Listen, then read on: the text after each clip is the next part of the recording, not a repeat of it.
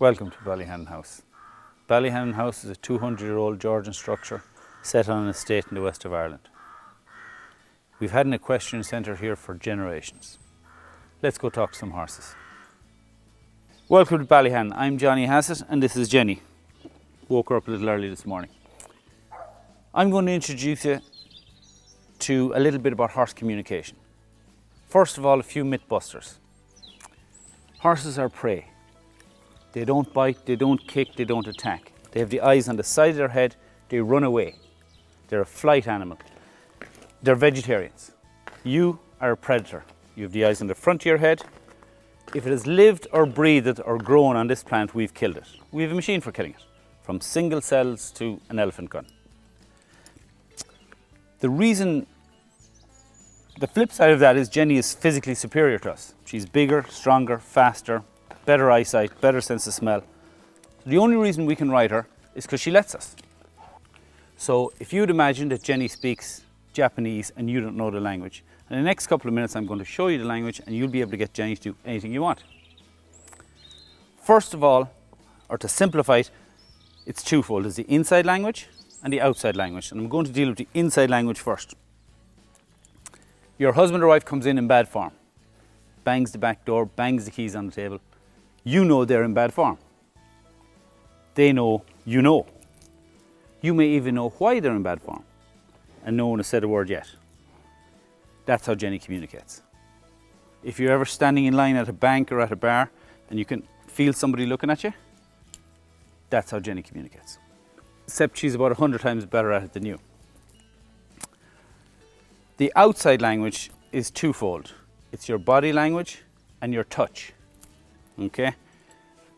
Have you ever been talking to somebody and you're getting on fine and then they touch you and you're like, ugh, it's kind of repulsive, or it's really nice? Okay? You cannot lie through touch.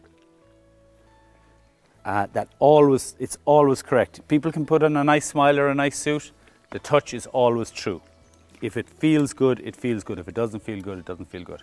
Horses have the same amount of nerve endings or sensories in every inch of their skin that we have in our tips of our fingers. So they're very sensitive to touch. The second part of the outside language is body language. If you would just put the back of your left hand against your face and feel the energy, and then the palm of your right hand, it's a different feeling. So if I'm asking you to come over here and have a beer, or come with me, I'll show you the back of my hand, the back of my head maybe, and one of my eyes. I'll be pulling your energy. If a policeman wants you to stop, or if you're tackling somebody in the football field, they'll show you all of their chest. They'll show you all of their chest and both of their eyes. Okay? That's a stop. So we're raised in Western society to believe our being or our soul is inside our body. It's actually not. Our body is inside our being. That's why you have a certain amount of energy. Everyone has their own personal space. Okay? And if you step in too close to someone's personal space, you can feel it. Just one caveat on the inside energy. The big red bus theory. If you're standing here thinking, if I ask you to close your eyes and don't think about a big red bus, first thing that comes into your mind is a big red bus. So if you're standing here thinking, I don't know if I can do this, she might stand on my toe, this will all go wrong. She's hearing, stand on my toe, this all goes wrong. They just really read exactly what you're saying on the inside. I want Jenny to walk over to this rock. My outside language will be pulling her. I'll show her the back of my head and the backs of my hands. And I'll pull her energy. When I want her to stop,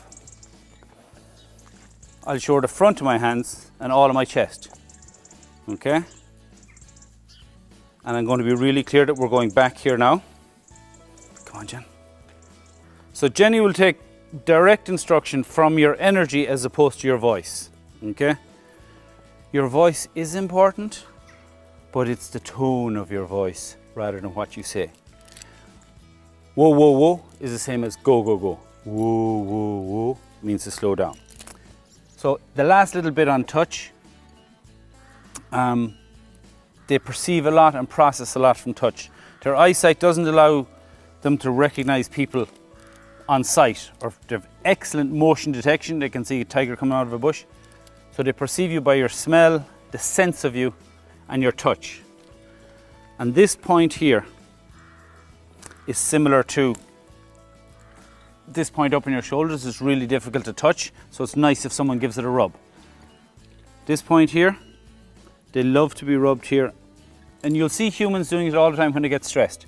They'll rub this point here. It's a natural release and relax point. And you can come in and talk to a horse, and as long as they feel you're of no danger, or perceive you're of no danger, they just love to be rubbed there. Their head will generally drop when you do it.